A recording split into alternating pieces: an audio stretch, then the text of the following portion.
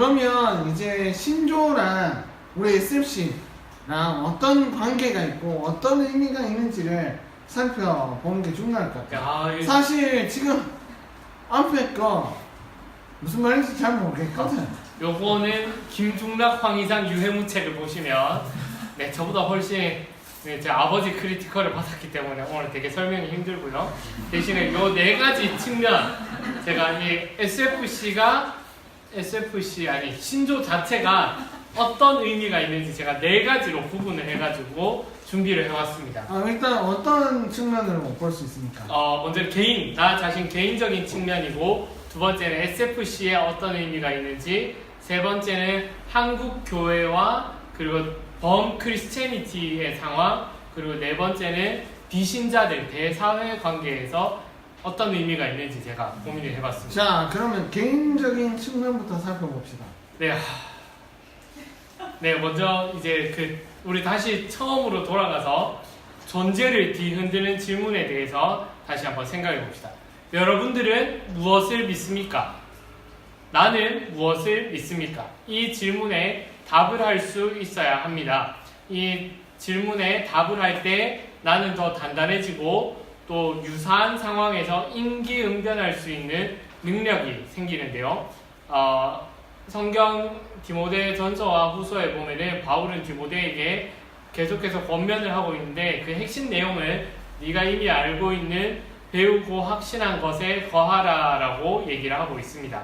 여기서 말하고 있는 배우고 확신한 것은 교리를 가리키고 있습니다. 당시 디모데에게는 구약 성경, 예수님, 바울, 그리고 다른 사도들의 가르침이 바로 교리였는데, 오늘 우리에게는 이후에 완성된 신약 성경까지 포함해서 성경 전체의 가르침을 의미합니다.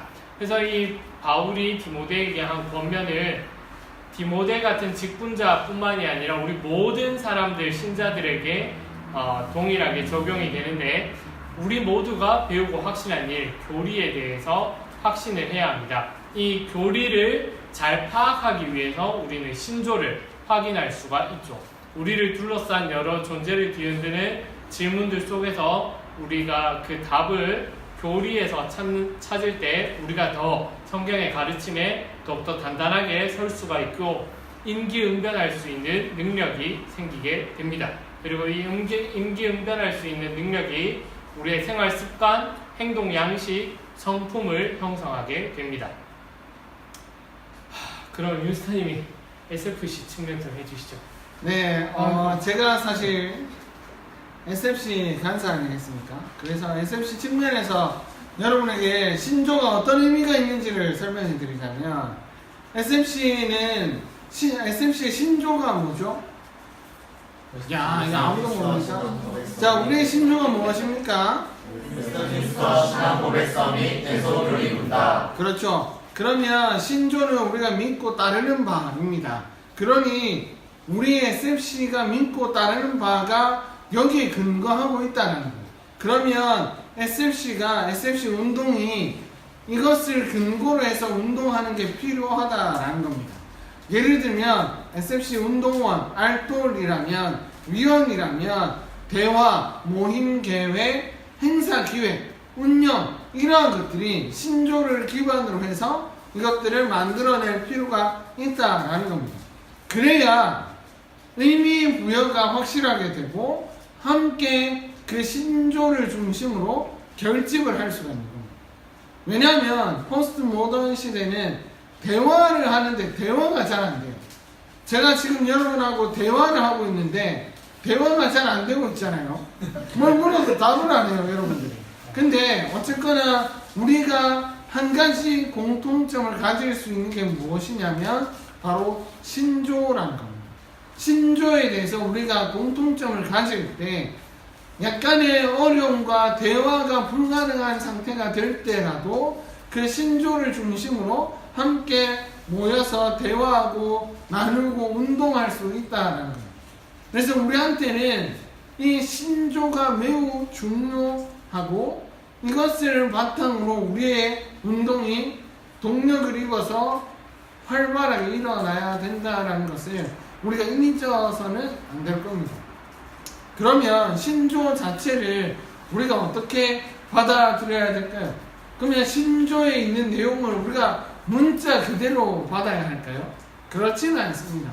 신조 자체를 절대시 할 필요는 없습니다. 그러나 절대시 할 필요가 없는 근거는 그 내용이 성경에 위배될 때 그렇게 할 수 있습니다. 신조의 이해와 해설의 의견을 낼 때는 성경의 가르침에 따라서 제시를 할 수가 있습니다. 그러니 우리가 사실은 신조도 잘 알아야 하지만 성경도 잘 알아야 하는 거죠. 그러면 성경을 잘 알려면 어떻게 해야 되냐? 우리가 어제 유큰 모임 때 배웠듯이 신조를 통해서 우리가 성경 전체의 내용을 잘 이해해야 된다라는 겁니다. 그리고 또 이런 질문을 받을 수 있습니다. 1600년대에 만들어진 그 내용을 우리가 써도 되냐? 시대에 뒤떨어지는 거 아니냐? 이렇게 할 수 있지만 우리는 시간 속에 존재하고 있습니다. 우리는 이미 신조라는 것 위에 서 있습니다. 그러니 우리는 그 신조를 바탕으로 우리가 살아가는 이 시대를 해석하고 이 땅 가운데서 살아내야 된다라는 겁니다. 그래서 우리한테 신조를 벗어나서 살아봐라 라고 하는 것은 이미 불가능한 이야기라는 거죠. 그래서 우리 SFC 운동에는 신조가 매우 중요하다라는 것을 여러분에게 말씀드리고 싶습니다. 네, 그리고 이 신조를 알아야 하는 또 다른 이유는 우리나라에 또 우리 상황에는 SFC 말고 다른 선교 단체들도 있고, 그리고 장로교회 말고 다른 교회들, 감리교회나 성결교회나 오순절교회나 뭐 여러 교회 교파들이 있습니다. 우리는 전체 기독교계라고 이름을 불리는 그 어디인가에 우리가 있는데, 어떤 사람들은 이제 개혁파 신조를 안 받아들이는 사람들을 이단으로 생각하는 경우들이 많습니다. 어떤 선교단체들은 개혁파 신앙고백 안 받아들이면 이단 아니냐 이런 식으로 표현할 수도 있는데, 이런 말버릇은 굉장히 조심해야 합니다. 왜냐하면 개혁파 교회 신조가 모든 교회가 인정할 만한 회의에서 결정된 게 아니기 때문에 그런 식의 이단 규정은 굉장히 조심해야 합니다.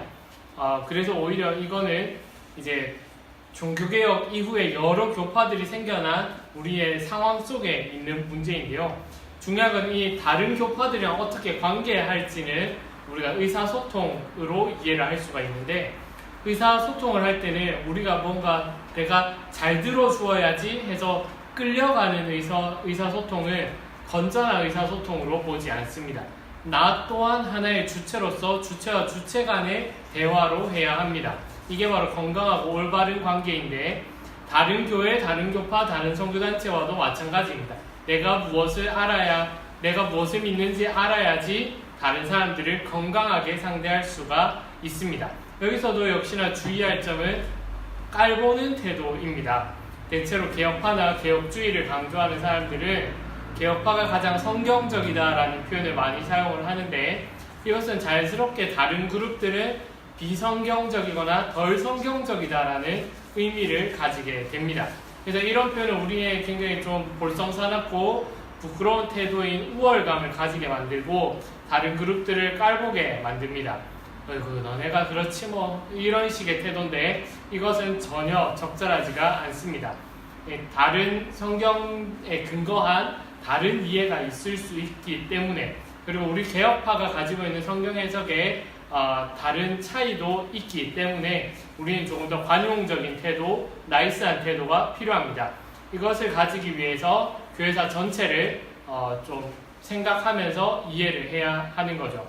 그래서 좀 핵심적인 거는 신조를 통해서 내가 무엇을 믿는지 알아야 되는 게 돼서 나 자신을 단단하게 세우지만 이 단단함으로 상대방을 치고 다녀서는 안 된다, 이렇게 생각할 수가 있겠죠. 자, 이제 마지막 측면, 대사회적 그리고 비기독인들과 우리가 어떻게 관계해야 되느냐, 이때도 신조가 매우 중요합니다. 나 그리고 우리의 행동 양식의 근거가 어디 있는지를 잘 파악한다면 우리가 어떻게 행동해야 될지도 분명하게 생각할 수가 있습니다. 그리고 결정할 수도 있습니다. 그래서 우리가 왜 이런 행동을 하는가를 다른 사람들에게 잘 설명해 줄 수 있고, 우리가 확신에 차서 그 말을 했을 때 그 사람들도 정확하게 이해하고 인지할 수 있기 때문입니다. 그리고 또 사회의 현상을 분석하고 어떻게 반응해야 하는지, 교회가 어떻게 대처해야 하는지를 결정할 때 기본 지침으로 삼을 수가 있습니다. 그래서 우리는 여러 환경들 속에 살아가고 있습니다. 그리고 그 안에서 교육을 받았습니다. 그때에 우리가 상황을 뛰어넘어서, 그 환경들을 뛰어넘어서 교회, 성경이, 그리고 교회가 공적으로 결정한 신조를 바탕으로 해서 우리가 반응할 필요가 있다라는 것입니다. 네, 이제 긴 시간 동안 얘기를 했는데 간단하게 정리를 하자면, 하나님을 믿는 사람은 분명히 자기의 믿음을 표현을 해야 합니다. 이 믿음 표현을 영이신 하나님을 우리가 표현하는 것은 굉장히 어려운 일입니다. 그렇지만 이것을 가급적 가능하게 하는 것이 바로 신조입니다. 특별히 SFC와 장로교회는 잉글랜드에서 열린 웨스트민스터 총회에서 작성한 웨스트민스터 신앙고백서와 대소교류문답을 신조로 삼고 있습니다. 이 신조는 믿음을 분명하게 표현할 뿐만 아니라 예배와 모든 삶의 행동의 근거가 됩니다. 그래서 SFC 운동원이라면 이 신조를 분명히 알아서 믿음의 내용을 알고 그리고 자신의 행동의 근거로 삼아야 합니다. 네, 여기까지가 준비된 내용이고, 이제 질문, 질의응답 페이스북 하지 말고요.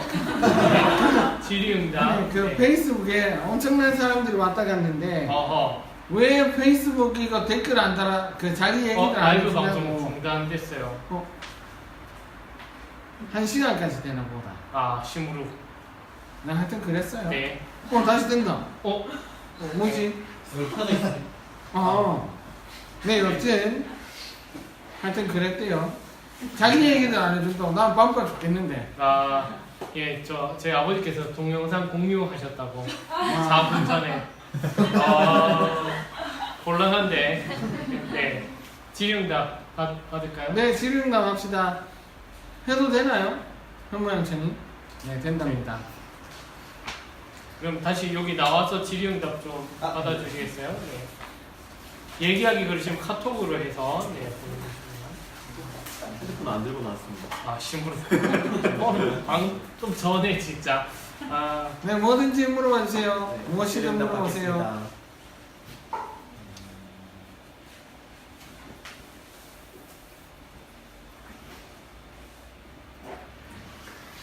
마치는 걸로 그럼.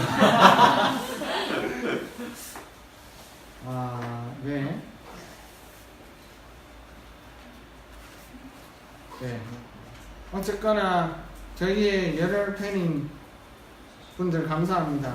우리 신대원에 가 있는 장민석 간사님도 오셨고, 대구대 공육학번 김대한님도 참석하셨고, 그 다음에 저의 후원자, 든든한 후원자이신 하영민 집사님께서도 오셨고요. 이거 팬 이름 불러주는 거. 그렇죠. 그 다음에 저랑 아주 친한 조만간에 유학갈 하늘쌤님 참석하셨고요. 그건 왜 우리 얘기하는 거죠? 신대원에서 RMP를 처음으로 시작하신 조약돌 목사님께서 오셨습니다. 아무도 몰라요, 이분들. 그 다음에 만민교회에 다니는 이득윤님 아직도 다닙니까? 네, 다니고 있답니다. 그리고 지금 여기에 들어와 있는 정혜정님도 들어왔습니다. 네, 최한림님께서 컨셉이 재밌다고 해주셨습니다. 컨셉이 재밌으면 저희가 잘 준비해가지고 거기 가서 강의를 한번 할게요. 섭외해주세요. 그거는 무료 봉사가 안 됩니다. 그렇죠. 그건 무료 봉사가 안 됩니다. 네. 페이는 저희들 문의해 주시고요. 네, 그러면 형모 형 지금 없으면 마칠까요? 네. 네. 좋습니다. 우리 박수로 마무리할까요? 아니요. 저희 네.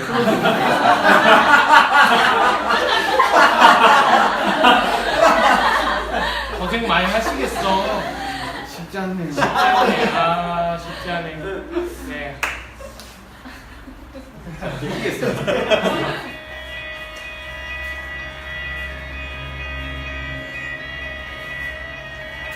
팟캐스트 수다맨들 헌정방송 관심 받고 싶은 관심종자 형제의 썰풀 그 22번째 방송을 마치겠습니다. 와!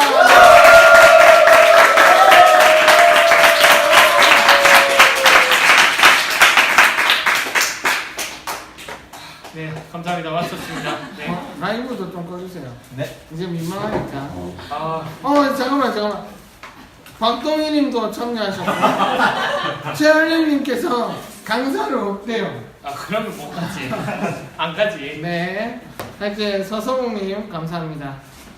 네, 안녕. 안녕.